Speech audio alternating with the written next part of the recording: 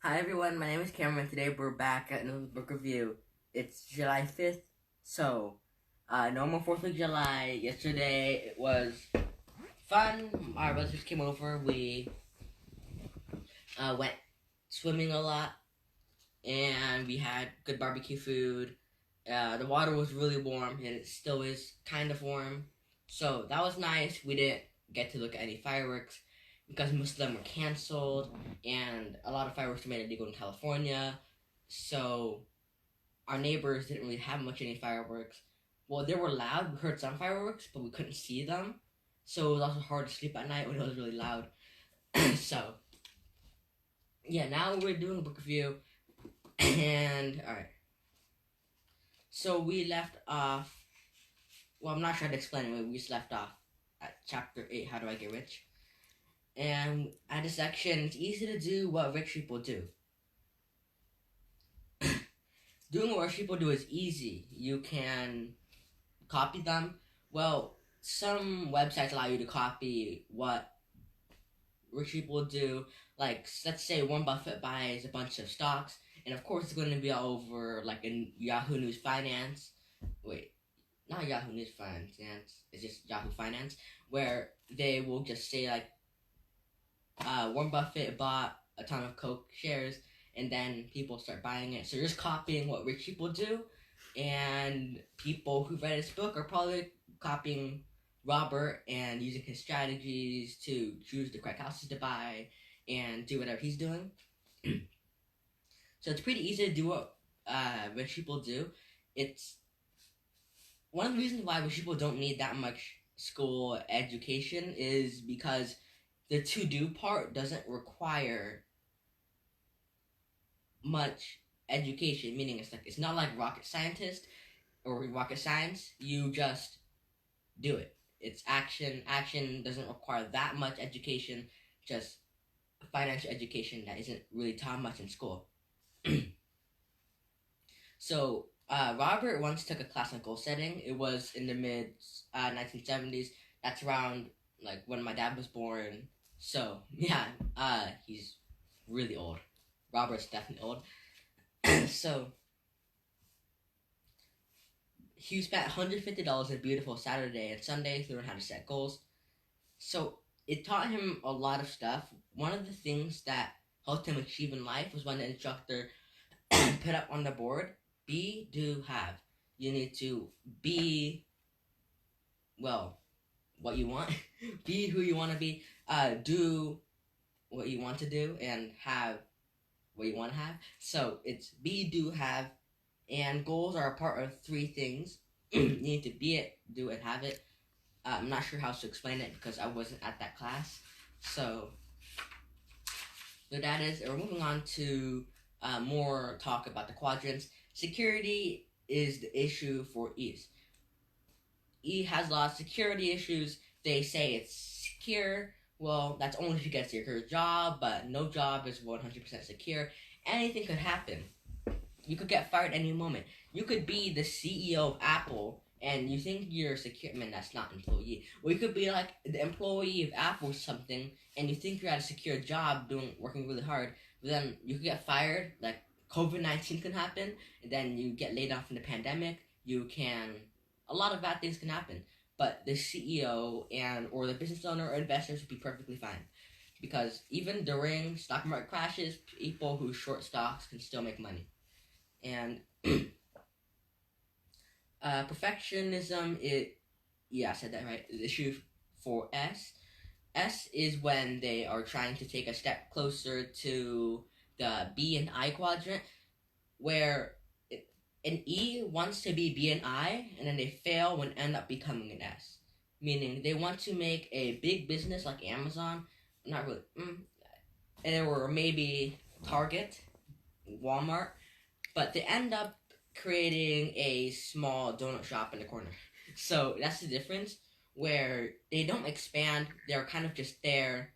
They are contractors, they are carpenters who work on their own, they are lawyers. Yeah, that's a good example. The lawyers who work by themselves for some people, well, they're their own boss.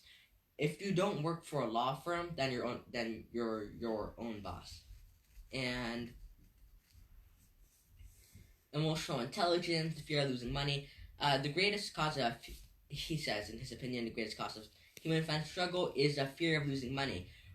Because of this fear, people operate too safely and they are afraid to go out of their comfort zone and take some risks because their emotional IQ is more powerful than their academic IQ, meaning they focus too much on emotions. Meaning you need to control your emotions, don't let them take control of you. The person who can control their own emotional intelligence is going to be they're going to be more well off. They're going to have a really strong advantage because they don't freak out when they start losing money. They can not get triggered when they lose money because sometimes my dad, when he does sometimes day trading to make money. I think that's somewhere in the S, maybe B, partially I don't know. SI, one of those. Yeah, S and I. Because S is self-employed, but could also be a stock trader. Invests in stocks, so he's kind of both. And sometimes when he loses money, he tries to do a lot of revenge trades where he does a lot of trades to try to make the money back, and sometimes it works, sometimes he loses money. So if you can control your emotions and not do that, meaning you can lose a lot of money from that. And then he stopped doing that. He started writing his 10 trading commandments, where I've seen them, but I don't really remember them because he just told me that he follows those, and it's pretty much a cardboard box on his desk that's lists 10 things not to do. And so, yeah, he won't do revenge trades anymore. So, if you can control your emotions, then you won't lose as much money. And then, if you're losing money, is also really bad because it stops people from doing a lot of things. So, Robert read this Goldman's book. I don't know who that is, just an author. He found out that financial IQ is 90% emotional IQ and 10% technical information about finance and money, meaning people are mostly influenced by the emotions. That's why some places have a lot of superstitions. They have a lot of emotional problems. Many people focus on feelings over facts, where they don't want to face the truth. Where sometimes I think part of the stages of I learned this during my immersion to parents merit bad at the camp, where when someone is the 7 stages of grief or something, 4 stages. One of them is denial, where they go over their emotions and deny that pretty much the truth. And of course, the last stage is acceptance. So let's say when one of your loved ones die, first it's shock, where wow, and then denial, no, he's not dead, he's not dead, he's not dead. And then you have acceptance, and then recovery. We're well, he's dead, there's not much I can do about it anymore. And then you not really forget about him. That should be kind of sad if you forget your relatives, but move on. So if you could control your emotions and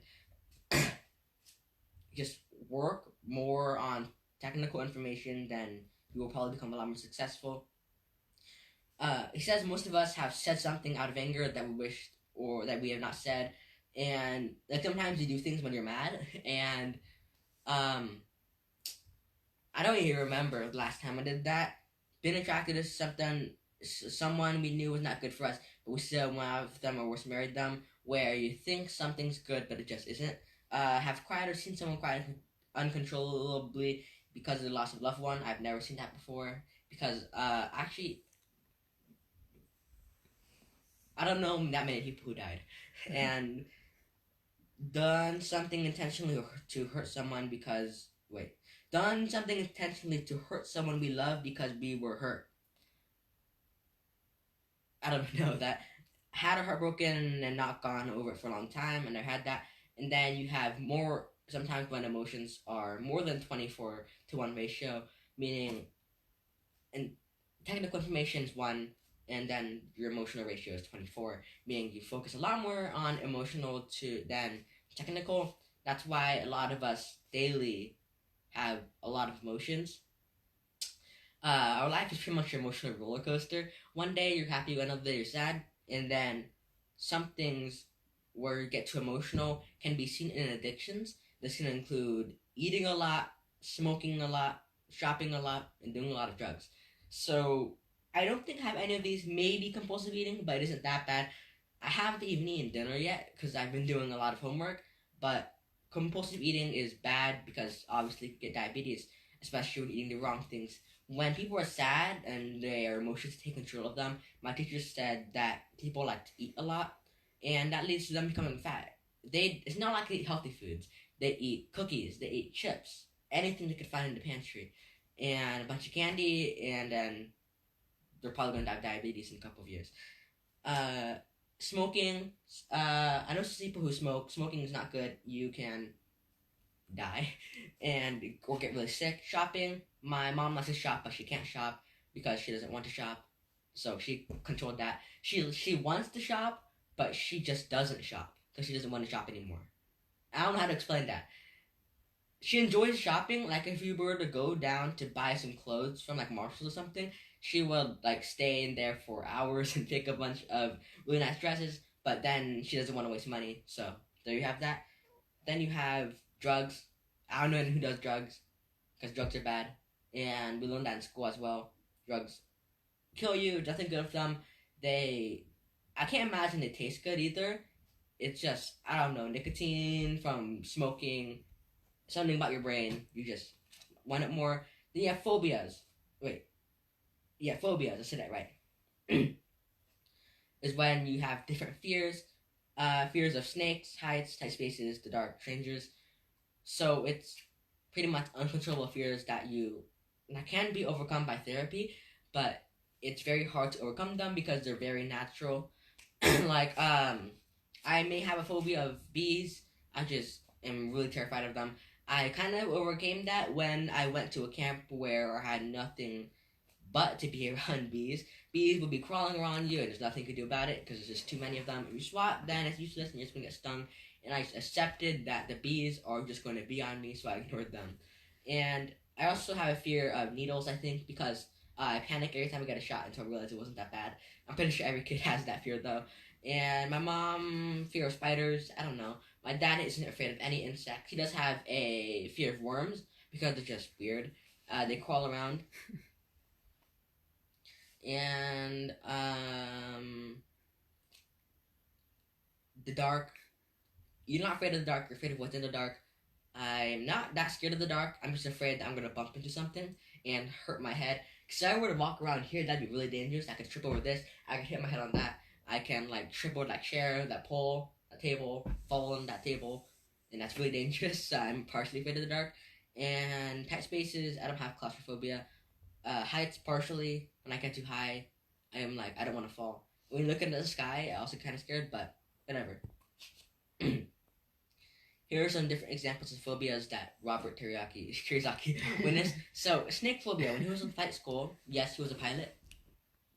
He was in the Vietnam War, I think. I just know that he was in the military at one point. He was a pilot, and he had a friend with snake phobia. He learned during a class on how to survive in the wild after being shot down. The teacher brought a harmless garden snake, one that probably won't bite you. Even if it does bite you, it's not going to hurt you because it's not that poisonous. And they taught him, she was going to teach them how to survive with snakes, eat them. And then his friend just got really scared. He jumped up. A fully grown man jumped up, screamed, and ran out of the room. That's what phobias could do to people. And even though it's harmless, it's still terrifying.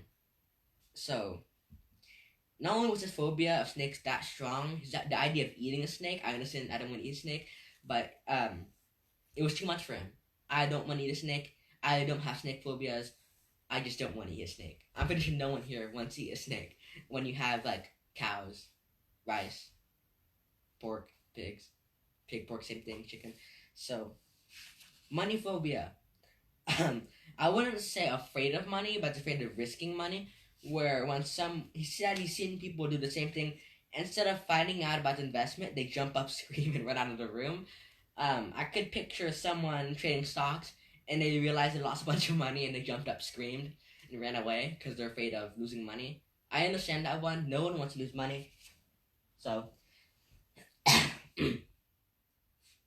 there's that. Emotional thoughts that sound logical.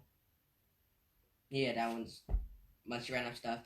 I don't feel like it. Every time someone uses the word feel in a conversation, they are thinking emotionally rather than rationally, meaning they're talking about their feelings.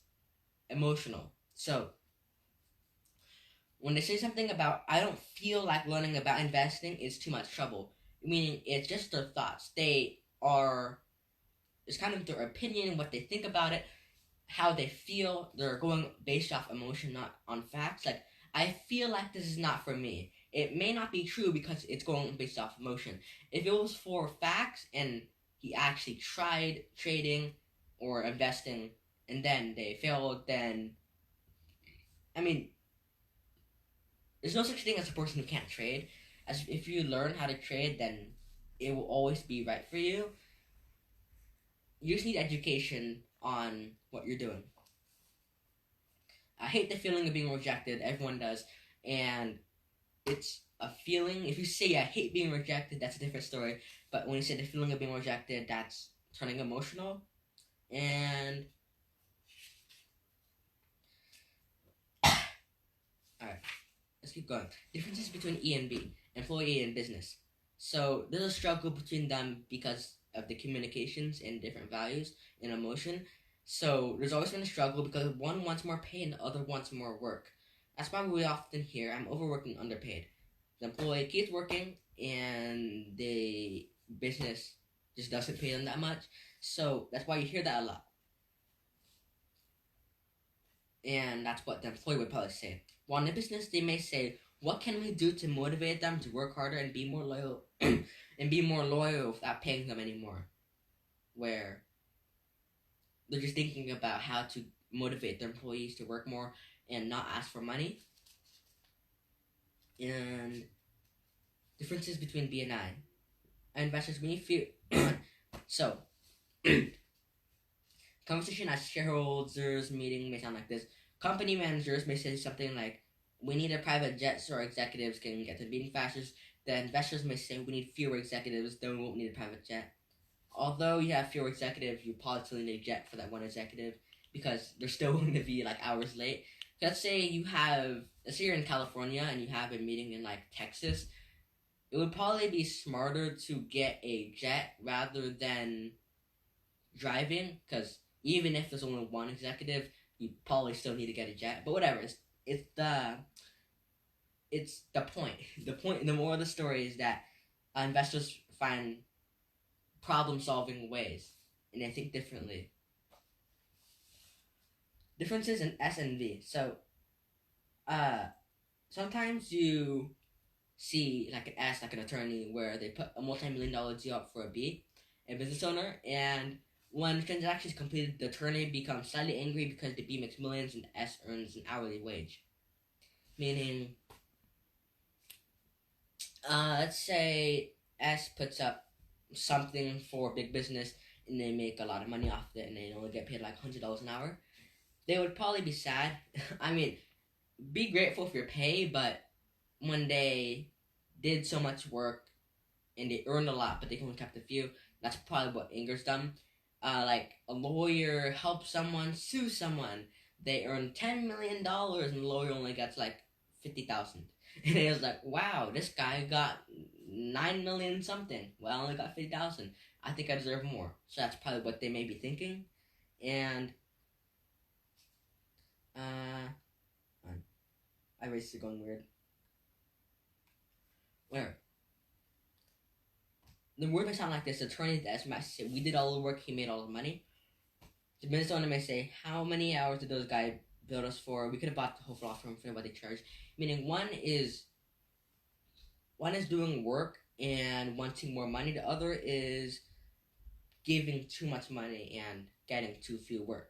So that's kind of both sides of the quadrants. The difference between E and I. The bank manager, and then you have the investor.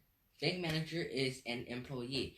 Where, by the way, actually, yeah, you want to be the bank, not the banker. That's going to be on for later. The bank manager, the E might say, if I give the guy a loan, he doesn't even say thank you. I don't know if he knows how hard we work for him. Meaning they want more appreciation. I don't know how else to explain that better. The investor, I might say, boy, those guys are picky. Look at all the useless paperwork we have to do just to get a lousy loan. Meaning, I don't know how to explain it. It's just random quotes. So, alright. Part of the beef when the B do have, it's the reason why his rich dad forbade him or made him not say things like, I can't afford it. I can't do that. Play it safe, don't lose money, and what if you fail and never recover? Don't think about those stuff. Don't say that stuff. It's negativity. And think more positively. I can't afford it, but maybe not right now. I can't afford it as long as I work hard or, well, yeah, work hard. I can't do that. Instead, you could say, I could do that. Maybe change something like, if someone's asking for an unreasonable demand, you could probably say, I can do that, and maybe twist it a little. Don't lose money, meaning I'm fine losing money as long as I make more in return. What if I never recover? What if I succeed and keep succeeding? I don't know. He banned those things, and words become reality. Well, mostly if it's negative words. Saying I'll never be rich will probably end up in you not being rich because you gave up on being rich and you give up all hope and all everything. So that idea will never work. If you keep thinking that, then it's not going to work. Anything can work as long as it's done correctly. It's too expensive for me. If you keep thinking that, then it will be too expensive for you. If you think of a better solution, like making more money, then maybe it won't be too expensive for you. And at one point, wait, I don't even know where my braces are. It's weird. Because there's a tiny part poking out. It's hitting my side of my cheek. But quitting my secure job. His friend Mike had a system that belonged to him because he had rich dad. He already has a generation of wealth passed down onto him. So he knew that someday he has to leave out of his security of his bird's nest. This kind of personification. But in 1978, he resigned from his full-time security job with Xerox and took the hard step forward of no safety net. He's really going to try. And everyone kept saying, he'll be back, he'll never make it. People talk down on him, but don't believe them. Keep going, and that's what he did. Where one of these statements that kept him going was, giants often trip and fall, but worms don't because all they do is dig and crawl. Because giants are big, they make mistakes. Everyone does. Even giants, they trip and fall, while worms, they are weak, they're cowards, they don't do anything, they stay in the soil, they move the soil, they work hard, and that's about it. And all they do is dig and crawl. It's hard to trip and fall when you're under there, but then again, you could probably get crushed by giants, but there you have that. And alright. The other stuff is like losers do the same thing in life, where people don't want to change. We all know people who stay in marriage when there's no longer any love, people who stay at dead-end jobs, people who hang on to old clubs and things they never use, people who stay in towns where they have no future, people who stay friends, people who hold them back. Meaning, if things are limiting you, then you should get rid of them. Get rid of any liabilities that are holding you back. And then with the fear of losing money, many people's minds will automatically think of security rather than freedom. Speaking of freedom, it was July 4th, freedom, all that. People had to go out of the comfort zone during the Revolutionary War, and it wasn't safe there. They had to fight a lot for freedom, and they had to avoid risk rather than learning to manage risk. Wait, no. Part of things they could say is avoid risk that rather than learning to manage risk. Many people can't manage risk, so they decide to avoid it. Well, if you can't manage it, then yes, avoid it, but you should probably learn how to manage it. If you can't take care of a dog, then yes, don't get a dog, but you should probably learn how to take care of a dog. Kind of like that. Play safe rather than play smart. That's kind of dumb. Obviously, you want to play it smart, but security is something that the E wants, but they don't get because jobs aren't that secure, and it's way more flexible in the market. So another thing they say is it's too expensive rather than what's it worth long term. I mean, yes, if liabilities are too expensive, that's fine to say. Don't get liabilities. But if you're thinking about buying assets like maybe stocks, you need to think to yourself, what's it worth in the long term? Can I make more than what I'm paying for? Is it worth it? Kind of like that. Then diversify rather than focus. Try too many things rather than sticking to one niche that you will be successful on forever. Then you have what will my friends think rather than what do I think. Don't care what other people think. Yes, you should partially care. It's courtesy. You shouldn't take a lot of stuff. Let's say there's always this Halloween. There's that one house that says, please only take one candy, and leave a bucket full of hundreds and thousands of candy in them. And courtesy is take one. Take one, because the sign said that. Then you have a couple kids who are uncourteous.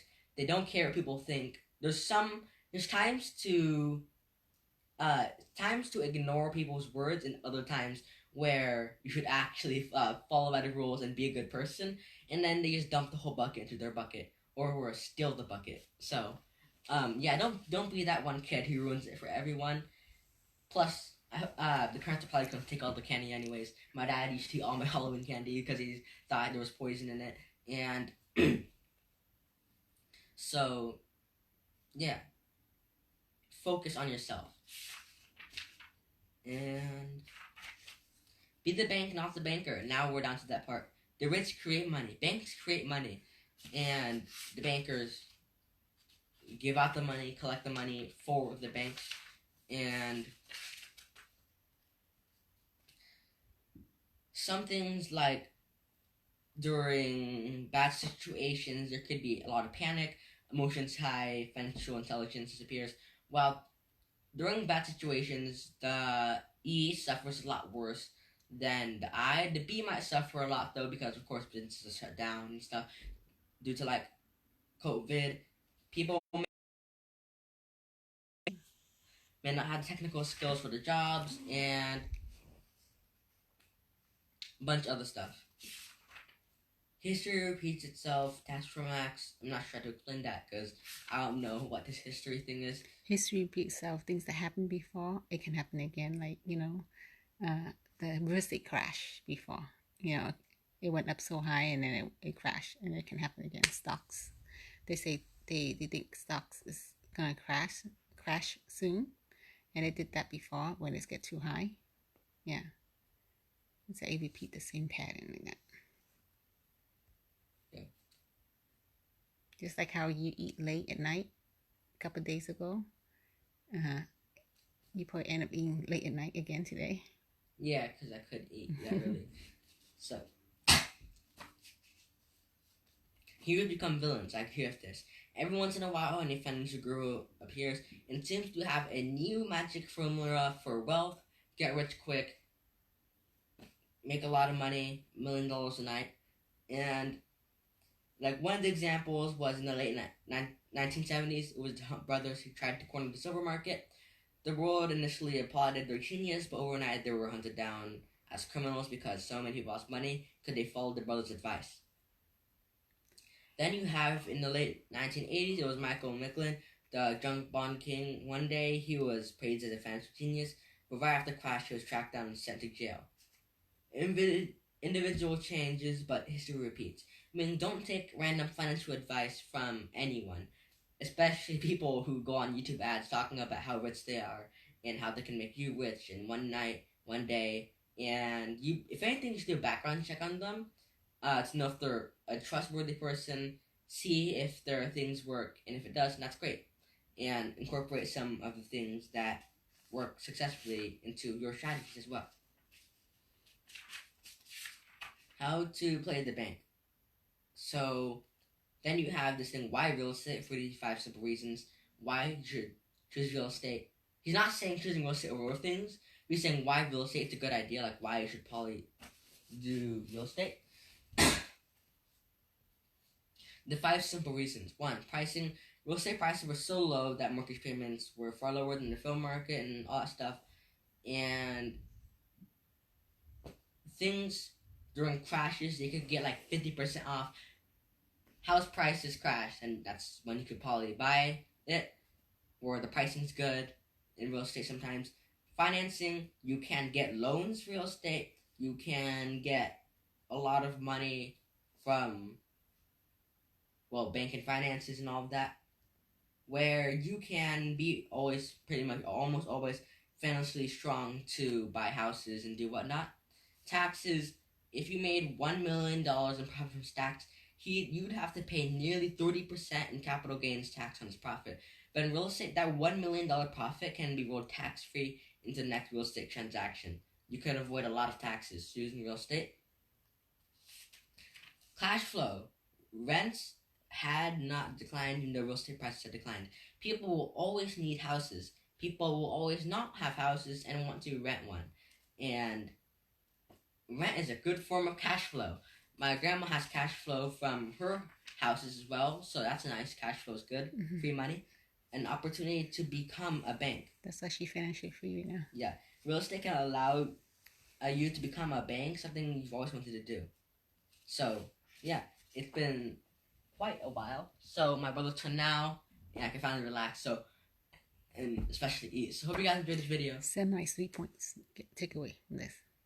Emotional intelligence, know who to trust, and the different thoughts of the left side of the quadrant and the right side of the quadrant, where one's asking for more and others asking for more work, how one's complaining about money and security, while it's not actually secure, while the right's more secure, and they want to get more things done, more, while the left is more emotional, and the right is more about action and facts. So, hope you guys enjoyed this video. Talk about your site, how you invite people to. Oh yeah. I have a blog site. It's what's the name of it? Your YouTube site. Oh yeah, I have Kenneth and Cameron on YouTube, where I'm pretty sure this is going to get posted there as well. Almost everything gets posted. You can find videos from even like 2015 or 2017. I think my first video was 2017. It was me talking about toys and going to different museums. So it's pretty much our blog channel, or mostly book review channel. We have a lot of book reviews there. You can review them or just go through them. So my brother's next. He's going to talk about his book. I don't even know what he's reading. So hope you guys enjoyed this video. See you guys next time. Stick around for him. Bye for now.